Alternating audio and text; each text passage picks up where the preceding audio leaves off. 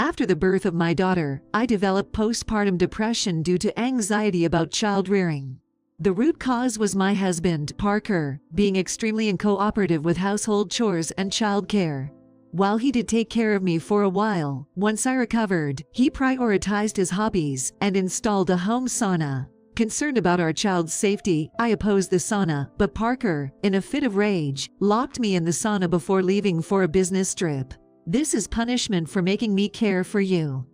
I managed to escape from the sauna and was determined to retaliate thoroughly against Parker's cruel treatment. My retaliation left him trembling in fear when he returned from his business trip. My name is Stella Thompson. I'm a 33-year-old company employee. Parker, who is 3 years older than me, was my colleague and we married 5 years ago. We finally conceived our first child this year. Being a first-time mother in my 30s brought happiness but also health concerns. Wanting to be cautious, it was frustrating that Parker, absorbed in his hobbies, didn't help with household chores. Parker's hobby is weight training. He's a health fanatic. When a contagious disease outbreak occurred 3 years ago, preventing him from going to the gym, he installed fitness equipment at home. While it's a healthy hobby, our small apartment feels cramped with exercise bars, stepping machines, multiple cans of his protein supplements in the cabinet, and a fridge full of high-protein chicken. We moved into this apartment complex after getting married, where we live among familiar colleagues and seniors. In these tough economic times, many neighbors are dual-income couples. I often see male colleagues doing household chores like taking out the trash or grocery shopping. Seeing this, I couldn't help but compare them to Parker, who wouldn't even do the smallest household chore. One day, a colleague of Parker saw me struggling with shopping bags while pregnant and helped me. The next day, Parker came home looking confused and said, "A colleague at work told me today that I've been bossing you around." I replied, "We both work, so I need your help with household chores." "Why didn't you say so earlier?" "I didn't know. It's exhausting having to tell you everything." A colleague said the same, that I won't do anything unless told. It seemed my husband was hit more by what his coworker, also a man, said to him than I, his wife, and from that day on, he started doing the grocery shopping and taking out the garbage. Thank you. It's a big relief. I express my gratitude to Parker. And so, with Parker's assistance, I was able to start my maternity leave in the 8th month of pregnancy.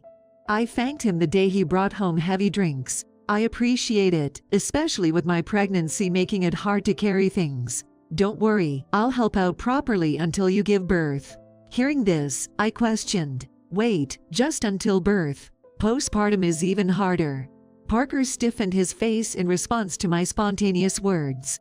"What? You expect me to do household chores even after the birth?" I realized Parker had a major misunderstanding.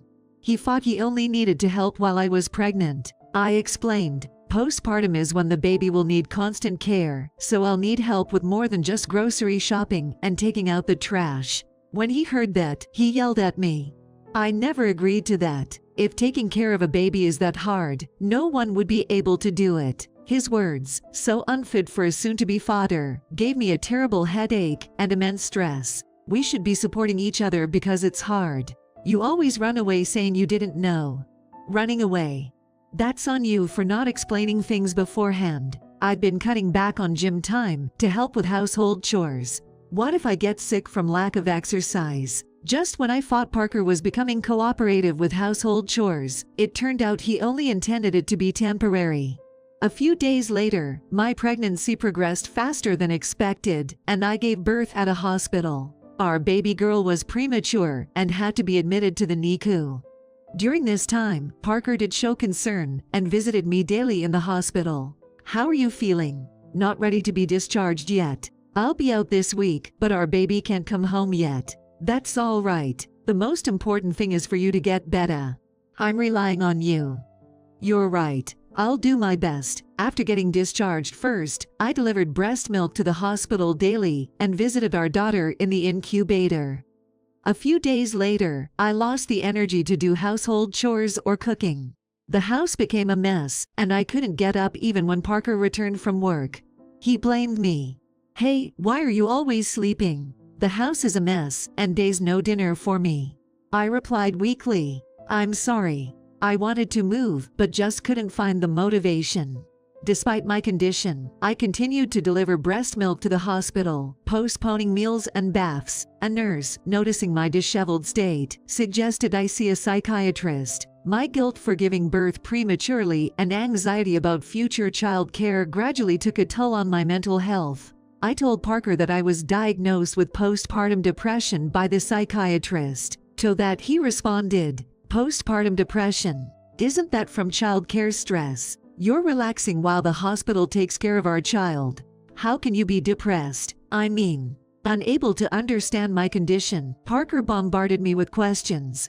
He thought I was taking it easy because our daughter was hospitalized. Overwhelmed with sadness, I began to wish I could disappear.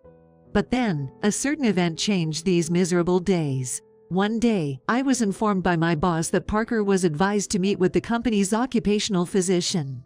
The reason was his ignorance about my condition.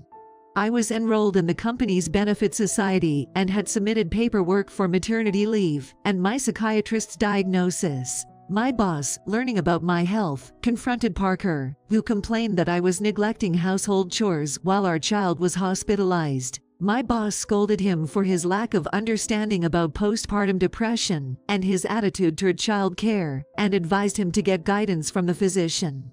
After meeting with the physician, Parker realized his ignorance about postpartum depression and child care. He stopped blaming me for not doing household chores. He said to me, "I realize now that my attitude has been causing you anxiety. I'm sorry. Just understanding that means a lot to me. Thank you." From then on, if I couldn't get up, Parker would bring home ready meals or takeout, and clumsily but earnestly helped with household chores. Eventually, as my health improved and I resumed household chores and cooking, Parker no longer needed to care for me. He told me he felt relieved he could leave without worry for his 4-day business trip planned. Our daughter's health was improving, her weight exceeding 4.4 pounds, and it was decided she could soon be discharged, which delighted me. However, before Parker's trip, I encountered an astonishing sight. When I returned from the hospital, Parker had already taken a half-day off and was home. In our 2-bedroom apartment, I was stunned to see a large, unfamiliar closet-like structure. He said with a smile, "How is this? I set up a home sauna. It's great, right?" What I thought was a closet turned out to be a home sauna with an internal heater.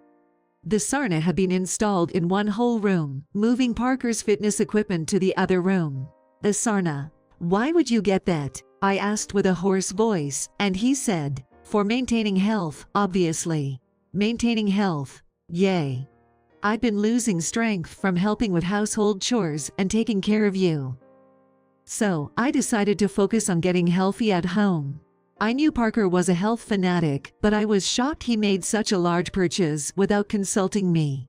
I told Parker, "A sauna is dangerous for a child, and we can't put a newborn in a room cluttered with your fitness equipment." Parker retorted bitterly, "You just need to be careful. It'll be fine if you keep it tidy." Hearing this, I became enraged and shouted, "We haven't even bought a crib or baby essentials yet, and you bought a sauna. Please return it." Then Parker, with a demonic look, lunged at me. "No way.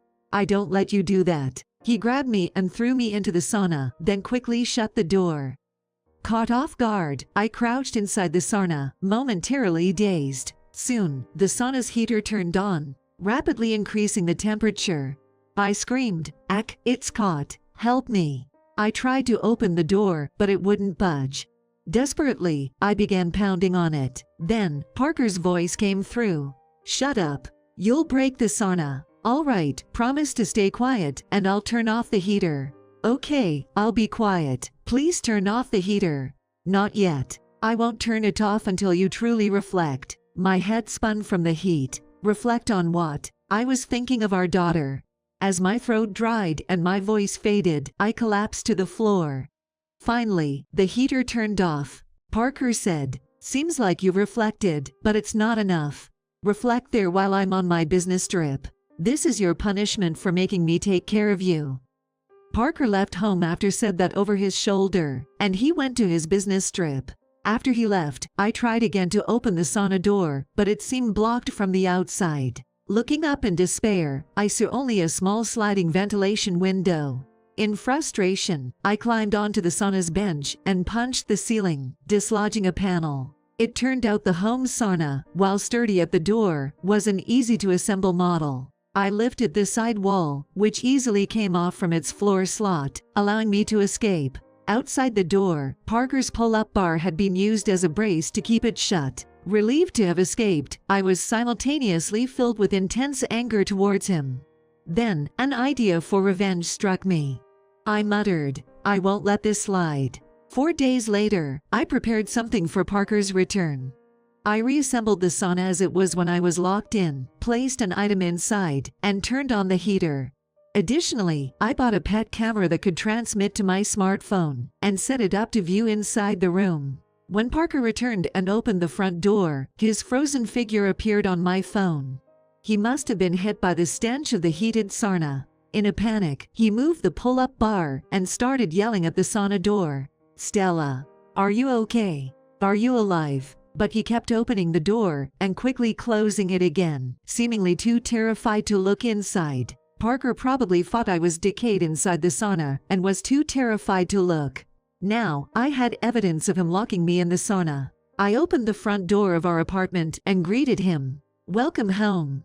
Yikes. When Parker realized it was me, he collapsed to the ground, starting to chant in shock. "Oh my God. Am I seeing her ghost? You're really pathetic." Parker looked up at me in surprise, and then saw my colleagues from our apartment complex standing behind me. I had explained the situation to them, and we were all watching Parker's actions on my smartphone. My colleagues initially suspected my claims were due to delusions from postpartum depression, but they believed me when they heard Parker shouting my name at the sauna. Parker, wide-eyed, muttered, "Stella, are you alive? Then what's this rotten smell?" I told him, "I stuffed your protein and chicken into the sauna. That's the smell." "What? My health foods?" As he was complaining, our colleagues began to angrily confront him. "Hey, do you realize what you've done? Parker, what you did was a crime." Surrounded by their accusations, Parker became flustered. "No, I didn't mean it like that. It was just supposed to be a small punishment." He had an excuse like that, which only made our colleagues angrier. I coldly told him, "I've already moved my things to my parents' house. We'll handle the rest through lawyers." "What? Liars? Why's that?" "For our divorce discussions, of course." "What? I didn't hear about that." I yelled back at him in his way of usual saying, "What are you talking about? You're the only one who thinks we wouldn't get divorced in this situation." Well, Parker was silenced by my firm stance. I thanked the colleagues who stood by me and left Parker behind as I returned to my parents' home. A few days later, amidst taking care of my daughter who was discharged from the hospital, I was informed by my lawyer that the divorce negotiations were becoming difficult. Parker, blamed by colleagues and even his boss for the sauna incident, was furious with me. Determined not to let his behavior affect my mental health and hinder child care, I refused to make any concessions in the divorce. Fortunately, my in-laws persuaded Parker. He agreed to pay $37,000 in compensation for his actions, and $500 a month for our daughter's child support until she reaches adulthood, resulting in an amicable divorce. Afterwards, Parker was transferred to a manufacturing branch under our company. I heard from a colleague that this move, influenced by our boss, was to facilitate my return to work after maternity leave. This physical separation from Parker helped me regain peace of mind and well-being. My daughter is growing strong despite her small size at birth. Despite the ongoing busy days, I'm determined to keep us both healthy and happy.